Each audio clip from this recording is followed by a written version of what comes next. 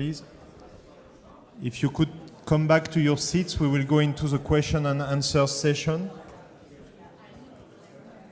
We have already quite a lot of questions to answer, and we would like to take, if not all, at least quite a large number to take best advantage of, well, we have 20 minutes left. So let's start. Can you please send the first question on the screen?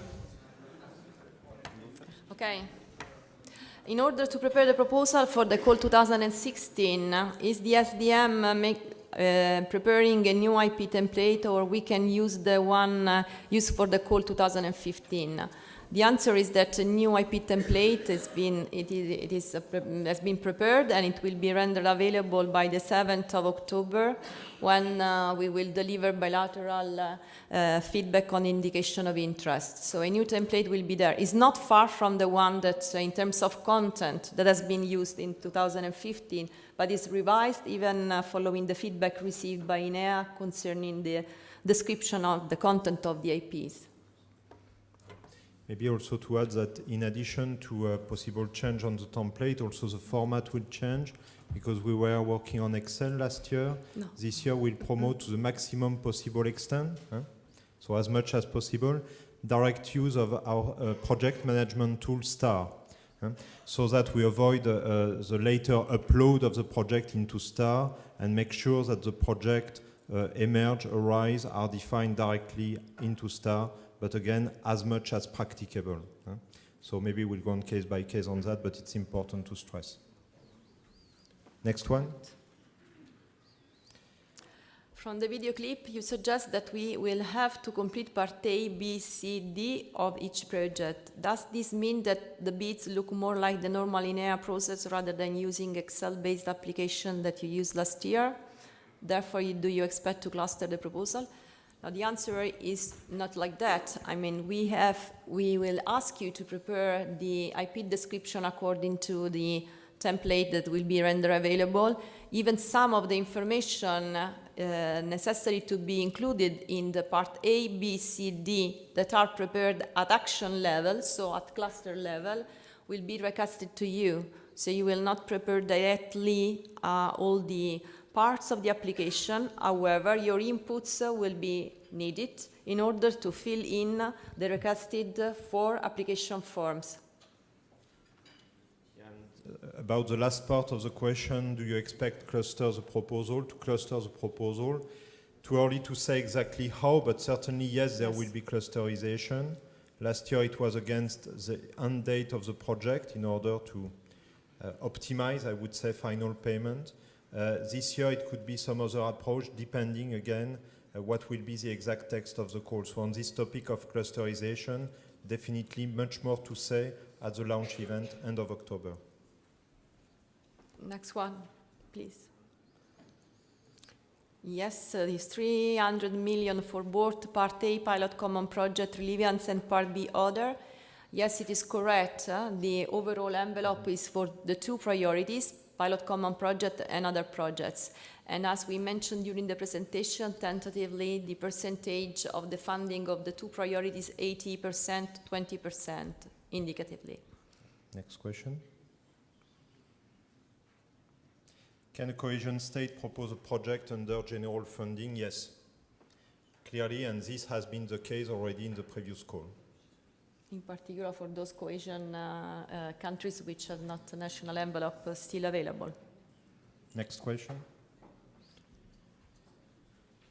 So, please.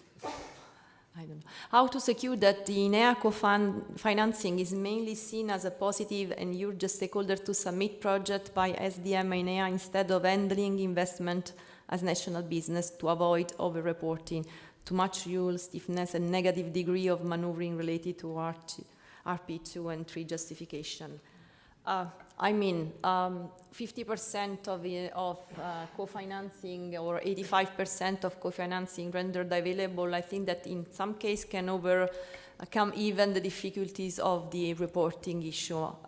This is my understanding of the incentive that are really put at disposal of the community, of the ATM investors through CEF. However, as you might know, contractually reporting is an overall framework which is imposed by INEA on all transport modes, so roads, railways, and waterways, and all type of CEF priorities, so energy, transport, and whatsoever. So. Also, maybe on this topic to add and to clarify that by reference to the work program and also the text of the call, at least the call of last year and presumably same this year, when you submit a project which is PCP related, so the category 1 of the SESAR priority, you have no choice, if I can say, but to submit through the DM as indicated by the call. Now, I would like to add that I hope we could be perceived more as an added value and a support, a facilitator. At least we are trying hard, I can tell you, rather than a kind of over-reporting or adding some complexity to the process. We do our very best to digest most of this complexity so that it's more easy for you to join us in this partnership. Next one.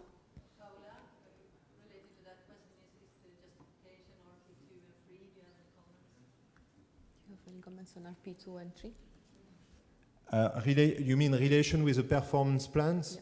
Yeah. It's a point that definitely we have to reinforce. Maybe it has not been mentioned, Massimo mentioned the presence of NSA representatives here, but it's a clear signal that there is willingness to better connect between performance plans, in particular investment plans, and all these projects and investments which are being made through the DM. In this direction, we have been requested by the Commission to provide more support to the NSA, to raise NSA's awareness, whether in the phase of preparing proposals in order to facilitate endorsement at later stage, but also in the context of execution, also with the idea to facilitate yearly certification of the action status report. So this connection is emerging to be reinforced. Next question is on the screen. When we describe the IP proposal in the template and we define the action, Gantt and milestone, we define according to internal PMO methodology and project timing. When the SGA is only signed off almost 1 year later, as from what moment costs can be made and will be eligible? So according to the Framework Partnership Agreement rules, the costs are eligible from the time of the normally from the signature of the SGA, but can be considered eligible from the date of submission of the proposal to INEA in answering to a call. So from that time, the cost can be considered eligible, provided that there is a strong rationale, which will be explained within the project proposal for the early starting of the activities. Which in the case of the call 16 would mean, so a priori somewhere we submitted on the 15th of February, and the cost is from 16th of February for the call 2015. Next one.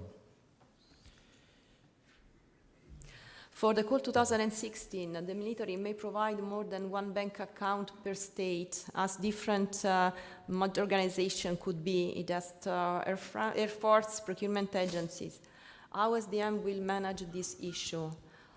Formally speaking, the bank account depends on the beneficiary, so one bank account per beneficiary. That's the rules, and it is the application that we have already followed up within the call, and we are dealing with that even the CEF call 2015. So it's really depending on the request by INEA to do so.